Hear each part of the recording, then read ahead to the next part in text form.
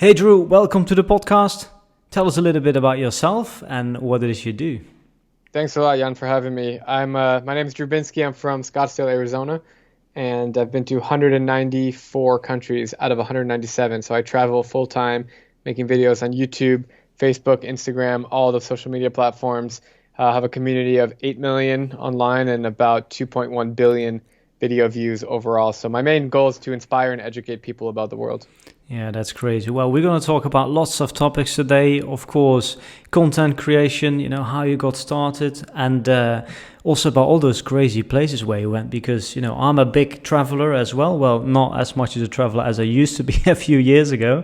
But yeah, have been really looking forward to this interview and really looking forward to hearing some of your travel stories as well.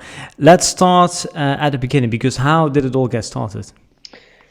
Traveling, I studied abroad in Prague, Czech Republic in 2012 in university, and that's where I got hooked on meeting new people, eating new food. As a 20-year-old, I could legally drink in Prague, and I couldn't even drink back in my own country. And then finished university in economics, and then I taught English in Korea for 2 years, and I lived in Seoul. Was an amazing experience, started a travel blog there, and that kind of evolved into Snapchat. I was making a living off Snapchat in 2015 when the app became popular. Then that evolved into Instagram. Then I started making videos in 2017 as I kept traveling to all these countries. And then here we are, 3 countries shy of visiting every country in the world. Yeah, Rose. So why did you start that blog back at the time, or what was the blogging landscape like? Were there other travel vloggers who were doing something similar? What inspired you to start that blog? Travel videos were not really a thing, so I wanted to document my travels in Europe and newly in Asia, and I wanted to do some kind of job in the travel space, and I figured that was a very low risk. It was $8 to create a domain name, and then I could just write about my travels. I didn't have to invest in like an app for a phone. I didn't have to hire coders or consultants or anything. I just kind of did it on my own. So I always had a vision to like work in a travel something. I just didn't know what it was. So that's why I started a website. Yeah. And did you get traction from the beginning? Or how, yeah, I had I was writing nightlife guides around Asia, around Europe, reviews on places. At one point I had like 30,000 visitors a month on my website, which is not an incredible amount, but it was enough to make some money through advertisements and network with other bloggers, and that's how I started in the beginning. Yeah. So how much was the blog making at the time? We're talking about like $1,000. Was it like a side gig? $1,000 to $2,000 a month. Yeah. And you were teaching at the same time? Yeah, I was teaching, so that was my primary job. But blogging was more of a hobby, but it turned into a bigger thing. Yeah. So what led to Snapchat is what you did after blogging, right? Yeah. Why did you make that move? Why not just grow a really big blog? Because I got a head start on Snapchat in April 25th, 2015. I was traveling in Jaisalmer, India, and I realized that I could grow a following on Snapchat, and I did it right away. I started promoting it across my blog, and people were following me on Snapchat, and then I was working with brands that were paying me more than $1,000 a month, and so I figured I might as well start focusing on Snapchat because I could make more money and it was more fun. I hate writing, so Snapchat was engaging. Making stories, taking people along the way, crafting interesting narratives, and I got sponsored to go to the Olympics in Rio de Janeiro in 2016. I got paid $5,000, which was awesome, and I mean that was 5 years ago, so I was only 24 years old at the time, and loved it. And then Snapchat died basically when Instagram stories came out soon after the Olympics, and then I focused on that. So I had to, my whole life I've had to pivot from travel blogging to Snapchat to Instagram to videos on Facebook. I didn't do YouTube until 3 years ago. Facebook, and then YouTube, and now TikTok I'm focused on, and so it keeps moving forward. Yeah, so why do you think Snapchat was working so well for you at the time? Because I mean, it's not very common that you get approached by all these big brands that are offering you thousands of dollars, right? Yeah. Were you the only one on Snapchat who was doing that? Exactly. Indonesia, no competition. Yeah, it was a huge craze, just like TikTok is a big craze right now. A lot of hype, like NFTs. Everyone's talking about that. So everyone was talking about Snapchat at the time, and I already got on, and some Huffington Post said, "Oh, here are the top Snapchatters to follow in the world," and I was on that list, and Oh, really? I was just kind of like known as a travel Snapchat guy. So getting in as quick as I could was the way to do that. Is that a strategy that you've been using like all the time? Like Pretty diving much. in when a new platform comes up? Well, YouTube, I was really late to the game. But yeah, Facebook video, I was in it in 2017 when Facebook video was kind of in its early stages. And yeah, TikTok, I'm trying to get on there and a bunch of other things. So I always look for the next big thing. Yeah. Yeah. So when you were doing Snapchat, did you stop with the blog? Is it still online? The blog, no, it's completely offline. What was the name? It was called thehungrypartyer.com. The Hungry Party. Was that the mission at the time? It was exactly the mission. Yeah, going to Tomorrowland, which is in your backyard, Yeah, and going to festivals and getting messed up and writing about it. I see. So for how long did Snapchat work? And wasn't that scary when it stopped working? About a year, I was a full-time Snapchatter, and then it was definitely scary. I was in Bolivia when Instagram stories came out, and I was scared because I lost my job. But then I started focusing on Instagram, and then soon later videos came. So yeah, I mean, I always kind of look at the bright side of things. Yeah. When did you quit your English teaching job in Korea? I quit in March 2015. So that's exactly 6 years ago. When you Yeah. were working as a Snapchatter, or what were you doing at the time? No, I was just when I finished, I just traveled and blogged. I didn't figure out Snapchat until 2 months after I left Korea. Okay. So you had a bit of savings and Correct. you just wanted to travel a bit and you were Correct. trying I was different. I was super budget, like hostels, eating street food. Like I spent $500 a month in India for that 3 month trip. That includes accommodations. So things have definitely evolved since then. Yeah, so you started with the blog, then you moved on to Snapchat. Snapchat died, and then you got started on Instagram or on Facebook? Instagram, and then I met my girlfriend in 2015. Later that year, we met in Thailand, and then she's from the Philippines, and she bought me a camera. She's like, "You should start making videos and posting them online." So then I did, and that's how it all started with video. Were you still making money online when you were doing Instagram? Yeah, about 1,000, between 1 and 2,000 a month, which was enough for me to pay my expenses because I'm pretty cheap. Yeah, through sponsorships or how do you? Sponsors and ads, mostly ads, ad revenue. Yeah. And Snapchat sponsors a little bit. My Instagram was growing, maybe 50,000, 80,000, so I was getting very small deals. And then I had some ad revenue on my website. How do you grow the Instagram channel? I mean, how easy is it as a travel vlogger or a traveler to grow an Instagram account? I mean, people like visual things, especially on Instagram, right? So I guess traveling is a good niche, traveling, photography, food as well. Yeah.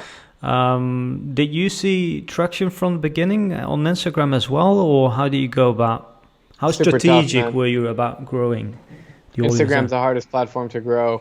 I would send direct messages every day for 5 hours a day. I would comment on people's posts. Really? I would join groups. So I was doing all that stuff for the first couple of years. And then Instagram cracked down, and they didn't let you send more than 50 messages a day, and they didn't let you like more than 50 posts a day. So then it became really hard to do that. And then it's been a combination of making good content on YouTube, and at the end of my YouTube video I say, "Hey, come check me out on Instagram." And some of my YouTube videos have over 15, 20 million views. So I don't know if 0.01% of people went to my Instagram. That's a lot of people. So that's kind of been the strategy. Yeah. Well, that's quite impressive. Were you always thinking about starting an online business, or was the main mission to just travel and document everything? I wanted to create an app. In college, I made in my entrepreneurship class, I made a whole project on an app called Abroadify, Abroad IFY. So basically you're connecting, it's kind of like a couch surfing thing. You're not staying with people, but you're just connecting with them. You can hang out with them. And I wanted to build out this app to help travelers.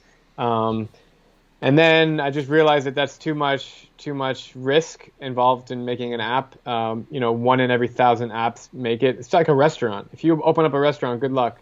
1 in every 1,000 restaurants actually make it past the second year or third year or something.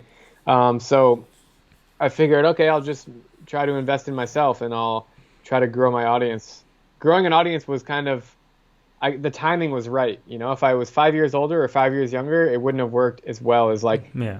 right when I started doing this, it became popular to become a creator. So I'm really blessed with the timing. Yeah. So when did you make your biggest breakthrough? Was that when you started on YouTube? No, Facebook. Went to North Korea in April 2017, and that video got 10 million views within the first week on Really? Facebook, and that's really where I dropped. I pretty much dropped. I deleted Snapchat off my phone because I was like, I don't want to waste any more time on this. I want to focus on videos, and so I didn't touch my blog again, and I just went all in on videos. So Yeah. what was that video about? A week in North Korea?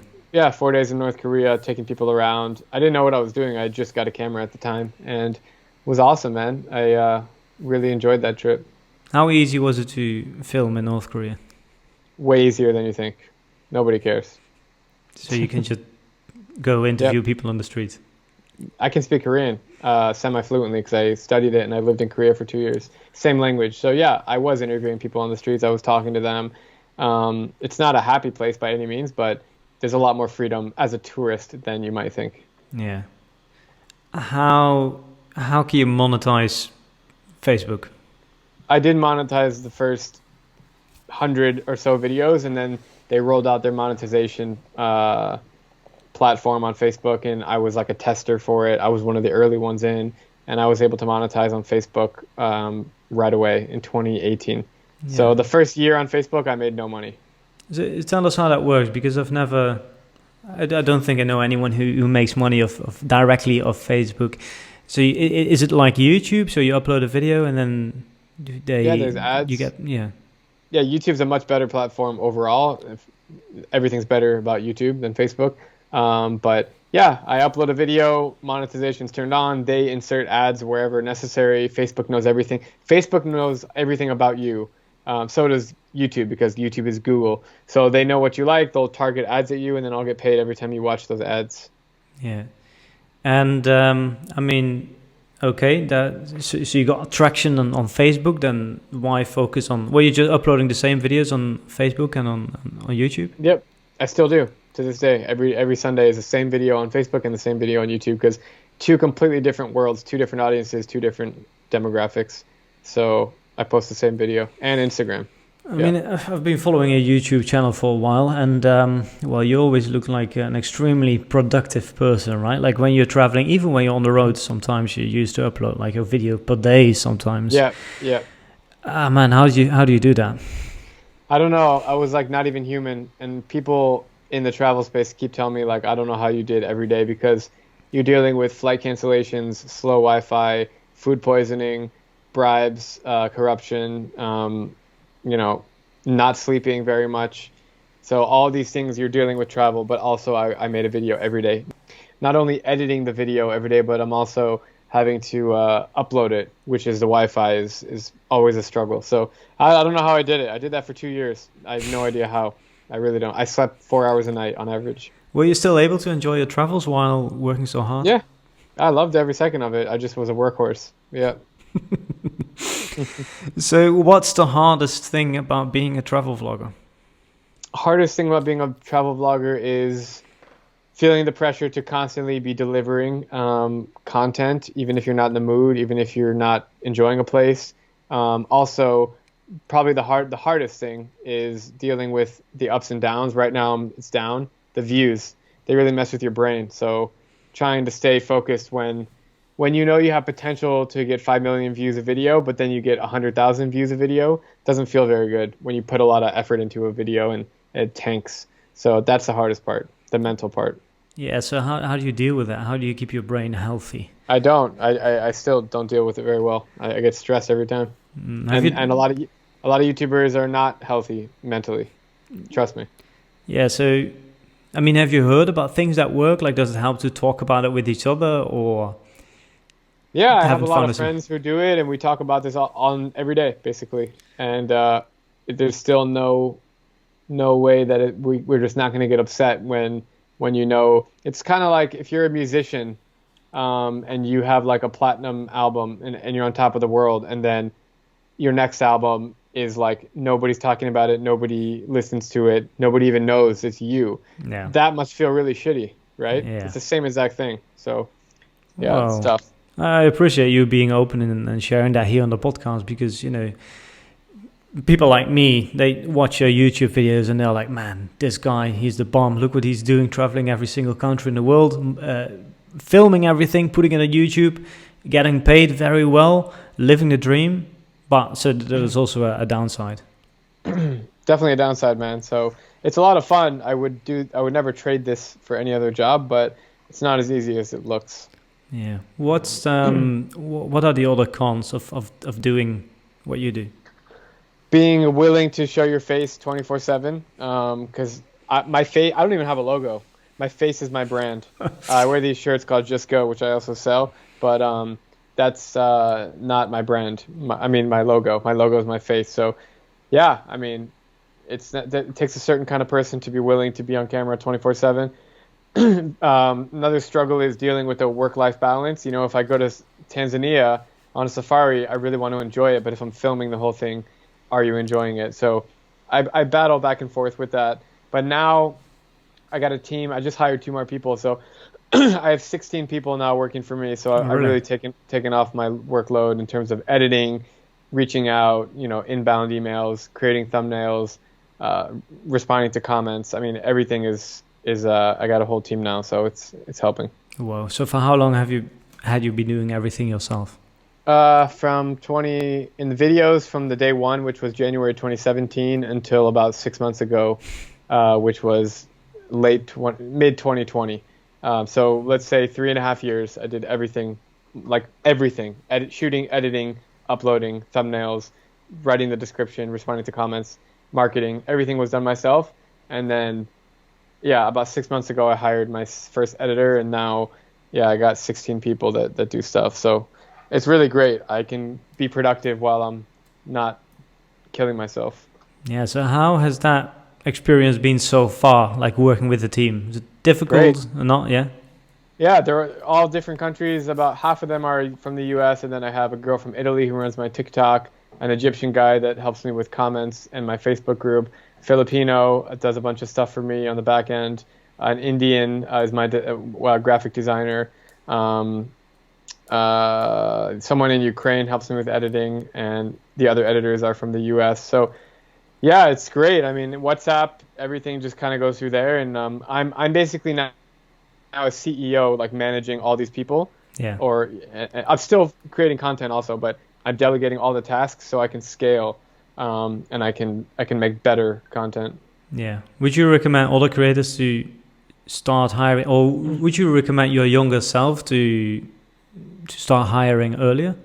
I didn't have any money, so I couldn't have done it. So I mean, you can't just hire if you can't pay their salaries. Yeah. So what will you say then? So it's kind of a circle where you first need to make enough money before. Yeah, you got to just bust your ass, which is what I recommend, and do everything you can and work as hard as you can. And then when you reach a level where you can hire, then hire. So I wouldn't have really changed anything. I guess I could have hired a year earlier. I probably could have started hiring. So maybe I lost a year on that part, but I was still, you know, working 24/7, making my own stories. So I still got the job done. I just didn't have time to do anything else. Now I have time to build my courses, sell my merchandise, work on my documentary, work on my book. I have time to do that because I've streamlined everything else.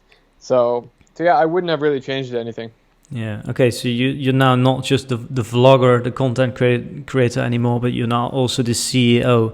Can you still travel the world and be the CEO at the same time? Because people come with questions, right? You need to manage the team. Can you still do the both? Like how much time does it require for you to run a business? Good question. I'm still in the beginning phases of hiring all these people, so I'm just kind of learning how it's working. At some point when I do start traveling again in a few months, I would like to have somebody who can run everything kind of, and who really knows me and my brand. But the problem is I need to answer a lot of the questions because it's about my videos. So I can't just, so it's a little bit tricky there. I don't have an answer to that question. It's a very tricky question. Yeah. Maybe as I'm traveling, I'll still be running everything because everything's done on WhatsApp. So it's still possible. Yeah. So you've been to, you said 194 countries so far, Yes. right? Yeah. I've been to 103 countries. I thought that was a lot. You're like 4 years, how old are you, 29? 29. Yeah, so I'm 33, or 4 years younger. What's the hardest thing about visiting so many countries? Is Getting it the visas. Is it? Yeah. Is it Definitely the visas. finances? Is it having the time? Is it mental health? Is it? But you already gave the answer to the visas. Yeah, visas, anxiety just from being in situations that are not fun. The traveling part's awesome. I don't mind getting on planes, buses, trains, biking, walking, tuk-tuks. That's all fun. Meeting people, going out, restaurants, going to the beach, hiking. All that stuff's awesome. Filming, going to tribes and visiting them. But yeah, it's the anxiety of checkpoints, hiding my profession as a journalist, which is not welcomed in many countries, getting visas, having to bribe people, officials, and I'm talking about Afghanistan, Libya, Somalia, Yemen, South Sudan, Venezuela. Those are Iraq. Those are the ones that are really tough. Syria. I think I named all of them. Aside from those 10 countries I just named, everything's pretty easy. Yeah. So, I mean, I saw that you also went to Somalia, for example. Yeah. How do you plan a trip like that? Like, what are some of the most difficult visas that you can apply for? Does the Somalian visa include? Yeah. I have a pretty unique way of traveling in that I rely on my followers, my Instagram community to take me around. So I don't plan anything. I just say, okay, I'm going to meet you. We're going to go around and have fun, and whatever happens, happens. So that's how I've done 80% of all the countries that I visited, which is 150 countries. I've done by myself, meet a random person, even in Yemen, meet a random follower and have them take me around. So that I like to be spontaneous. Yeah, isn't that? I mean, people who are listening might think, isn't that dangerous, right? Because you never know who's following you. They know that you're, quite a famous travel vlogger. They might have bad intentions. Never had that experience or situations where you felt uncomfortable? Everything's dangerous. You know, the second I open the door, I'm exposed to a pandemic. And so everything you drive. I just got in a car accident 2 days ago. My car it's my first accident. I've been driving since I was 14. I was on a freeway and some guy hit me, like going parallel, and dented the car. The mirror broke off. I mean, that's the most dangerous thing that's happened to me in the last 10 years, that car accident, because I could have died. So absolutely, I don't worry about danger. Yeah. So which are the countries you think are the most difficult to visit? In order, let's see. Yemen would be number 1. Number 2 would be Libya. Number 3 would be Afghanistan, and then Venezuela and Somalia. Somaliland is easy. Somalia, the southern part, is not easy to get into. Yeah. So Syria also. Yeah. Yeah. So how do you visit a country like Venezuela? Can you just go to the embassy? Crazy, man. There's no embassy in the U.S. They're all not functioning. So I had to go in Manila, Venezuelan embassy in Manila. I went in February 2020, right before COVID happened, and they gave me the visa. The visa was lasting for 1 year, and the country was closed until December 2020. So there was only 2 months left on my visa, and I was on the first flight back, and I went there as soon as it opened. So I almost missed it. It's a different situation every time to get the visa. What are some of the countries that you really do not people recommend they go? Do not recommend for what? Going. Visiting. I recommend going everywhere. There's no place I wouldn't recommend. If you want to know the most unsafe places, it would be Yemen, Afghanistan, and Libya. And Syria is fine because they don't even let you go to the war zone places. Iraq proper, so like Baghdad. I was there a few months ago. Yeah, Other than that, I mean, everything's pretty. What about a place like Chad? I didn't like Chad because I had a bad thing happen to me there, but it's the same as, I'm looking at a globe and I'm talking to you, it's funny. Chad is the same as all of its neighboring countries. I mean, Central African Republic, Nigeria. You got to have a local friend, you got to know what you're doing and don't look like a tourist, even though it's impossible not to, but wear local clothes, have a hood on, have a hat on, don't do anything stupid. I mean, yeah, it's tough. Can you share a moment with our listeners when you felt in danger? Yeah, we'll go with Chad. So in Chad, I was with a local friend I met through Instagram. He took me around. He told me, be careful with your camera. Ask people for permission. So I said, okay. Um, and then we were out on the street somewhere, and there was a kid, 3 years old, so I couldn't ask him for permission. I didn't ask him anything, and he was like 5 feet away from me, or 2.5 meters away, and took a picture of him. And his mom came running over, and they tried to fight me in the street. They were grabbing my neck. It was like 20 people around me, and then I thought they were going to kill me. And then my friend stopped it, and then I got in a taxi, and then the taxi got pulled over, and then I was on the street again. I didn't have a working phone, and I couldn't find my friend, and I managed to find the hotel after a lot of stress. But yeah, I mean, that was pretty bad. Yeah. Well, you've created so much content. Do you know in advance which content is going to go viral and what not? Or you just try a lot of things and you see? Yeah, I got a good idea. Ecuador is a series I just finished posting. I went there a few months ago, and all that stuff tanked. Tanked meaning terrible, because I was coming off Afghanistan, Iraq, and Mauritania, and I knew those stories would do well because nobody knows what's happening there. But Ecuador was just kind of dry for me. It's a little bit sleepy. So it didn't do well. But my next series in Venezuela, which I'm starting, my next series in Venezuela, which I'm starting next week, is going to do very well, just because I know how people react to these countries. Yeah. How do you come up with new ideas for videos? Because you also do these stories, right? Where you visit, for example, the tallest man on Earth. How do you come up with all these ideas, and how do you connect to the people? I have a big Word doc in my phone, and separated by country, and anytime an idea comes up, I write it in. And about half of my stories are spontaneous, meaning I figured out the story the day before. The world's tallest man, I knew about him 5 years ago, so I always knew when I go to Turkey to find him. So there's many other stories I know that wherever I go, I got to find that person. You also saw that you visited our friend Wim Hof in the Netherlands. Wim Hof, great guy. Yeah. Got connected to him through my buddy Thomas, who made a story on him.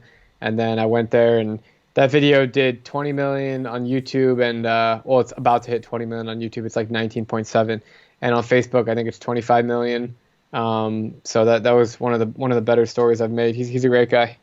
Yeah. So tell us a bit about that ice bath experience, just for the listeners who did. Yeah, I mean, it was my first ice bath. It was awesome. Oh, well, I did, like in Antarctica, I jumped in the ocean, so that's cold as an ice bath. But yeah, it was first time doing it, and he's just a crazy, awesome guy, motivator, inspirational dude. And yeah, I mean, I really enjoyed getting a slice of his life. I actually shot that whole video in 2 hours. I stayed up all night in Madrid. I took a 6 a.m. flight to Amsterdam, rented a car, drove. He lives in the middle of nowhere. I have no idea where he lives. Drove an hour and a half all the way to his house, made the story, went back to Amsterdam, dropped off the rental car, and flew right back to Madrid. That's surprising. You paid to create a video that gets 20 million views.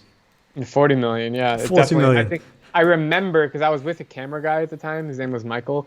I remember very clearly in my head that I spent $600 on that, on the flights, on the rental car, on his flight, on the food. And I remember thinking, man, did I just lose $600? Because I didn't know that story would go hard.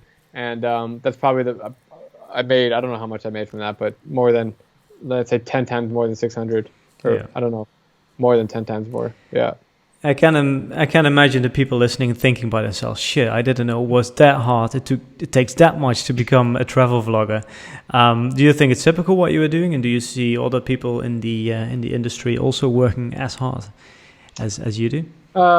There's a lot that I keep in touch with, and they don't work as hard. I mean, not to say it like that, but they even tell me, like, I don't know how you're able to make videos every day. You know, a lot of them take their time.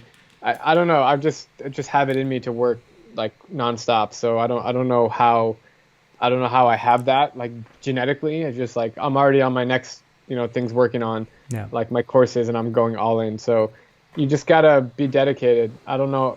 I don't know how to tell people, oh, you just work hard, because you either have it or you don't. You have it. I know you have it, but it's hard to explain to people. So yeah.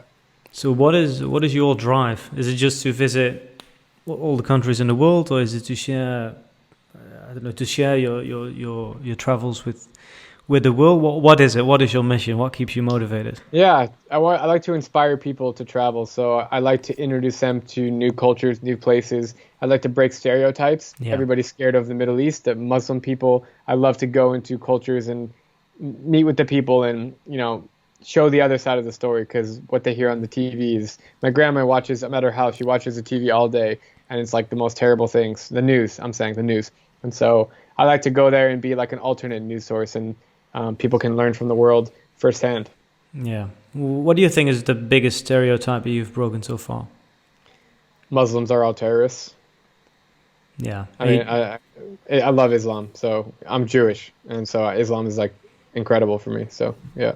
So how do you do that? By traveling to countries like Afghanistan, Yeah. Pakistan? Yeah, Syria, yeah, exactly, Pakistan, and just showing that this is the most amazing place in the world. Middle East is my favorite region, so the Arabs are so hospitable, and I can't wait to go back. You have a huge following. It's very easy for you, or relatively easy for you, to connect to inspiring people, right? Because you have an audience, you have a platform where you can share their stories. Who would you say are some of the most inspiring people that you've met so far? That I've met, like random people, or what? No, I would both random people and maybe more famous people, like Wim Hof, but we already talked about him. I always meet inspiring people in other countries that they don't get their stories aren't brought into the mainstream media because they don't ever have the chance. So when I was in the Congo, I met this was at like a checkpoint, and there was this guy that was fixing up these bicycles, and he had all these bikes in lane in behind him, like as he was fixing them, and he was doing them really fast. And I was like, dude, you're a genius. Like, how did you fix these bikes? And he's like, yeah, I just went on YouTube and I taught myself how to fix these bikes.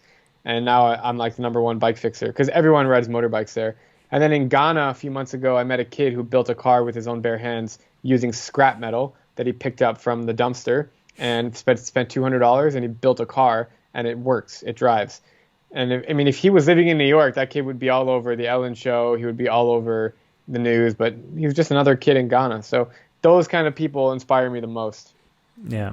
So when you're traveling, you're always looking for stories like that. Oh, yeah. Yeah. And how do you find those stories? People reach out to me and say, hey, have you heard about this? Or that's pretty much it. I don't do any research, so I rely on my audience to kind of let me know what's going on. Yeah, you must be receiving so many DMs and messages every single day. How much time do you spend reading messages and going through all those requests? Yeah, I get about 20,000 messages and comments per day, including YouTube comments. Facebook, Instagram, YouTube. I look at my messages for 5 minutes every day. So that's why if you want to get a hold of me, it's best to email me directly, because I don't get as many emails. Or, text me. I have the text number there. That's how I can respond to you. But it's tough. I don't respond to everyone. It's tough. So you have, like, what if somebody has a good idea? How do you make sure that you don't miss out on that idea? You have people who scan through the messages? Yeah, I have people who scan the messages, but also I'll make a post saying, hey guys, I'm looking for stories tomorrow in Nigeria. And so then if I do that post, I know people are writing me back right away. So then I'll look right then and there. So how do creators in the travel niche, in the travel industry, make money in 2021? 3 ways: ad revenue, sponsorships, and selling things, merchandise. It's really the biggest ways that content creators make money. Also making courses, which I'm doing now. That's another stream of income. Yeah. So, and the sponsorships, like what kind of sponsorships can we think about? Booking.com, Qatar Airways. I don't know, man. I've done a lot of sponsored stuff. Whoever thinks there could be a good fit, and we'll see if it can make it work in a video. All right. You're also working on a documentary. Anything you want to say about that? Yeah, it's now a docu-series, so it's 7 episodes. First episode is about me, how I got here, and then the next 6 episodes are my final 6 countries. Yeah. And it's basically about visiting every country, what I've learned, a lot of behind the scenes of life as a YouTuber, the stresses, the anxieties, my unique way of traveling, meeting locals. So I have a camera crew with me. There's 2 guys shooting everything I do for the last 6 countries, and it's meant to be inspirational, educational, and just yeah. I hope people watch it and they want to travel right away. That's the whole goal. Yeah. And are you guys going to sell it, or are you Yeah, we're hoping to get it picked up on a big streaming network. So we're doing everything we can. How did you come to that idea? Is this also like people just approaching you, or No, is I this had something this that you had in idea mind? 5 years. Yeah, when I started going to every country, I thought it'd be cool to make a film about it. And I can say for sure it's never been done because only 215 people have been to every country, and certainly nobody has documented all of it, and there's never been a film made about that person. So I think it can be really, really cool. How much does it cost to visit all the countries in the world? I tried to figure it out by myself a while ago. It's quite hard. I find it kind of hard to put a number on it. Do you have a number in mind, or do you have any idea about how much you spend on It depends, visiting because all the countries? I used to spend a lot less. I told you I spent $500 a month in India. So if I was using myself at that time, I could probably travel the whole world for $100,000, which is, $500 a country. But now probably $1,000 a country, which is $200,000 to visit every country. It's probably way more because visas, flights. Sometimes just the flight alone is $1,000 to get. So then you also got to pay for hotels. I mean, how much? There's 2 questions. How much can you visit every country for? You could probably visit every country for $100,000 at a minimum.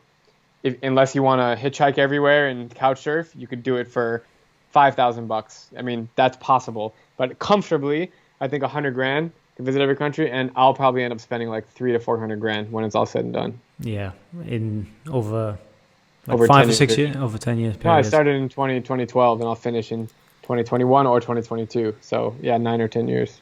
Are you the only travel vlogger who has documented everything Yes. on your channel? Yes. Yeah. Yes. Yep. So that's what's gonna make you stand out from all the rest. How many people are there in the world that have traveled? Quite a bit, no? That have been to every country? Yeah. Yeah, there's less than 300. Only less than 300. Yeah. Yeah. So I hope to be the next member in Yeah. a few months. So which countries are next? Saudi Arabia, Jamaica, and Palau. Only 3 countries left. Only 3 What's countries gonna left. happen to Drew Binsky after he's visited all the countries in the world? Once I finish, I'll stop chasing the countries and I'll start chasing the stories. So I'll look for more like the top. I'll hire people to find me all these amazing stories, and I'll go through and be like, yes, no, yes, no, yes, no.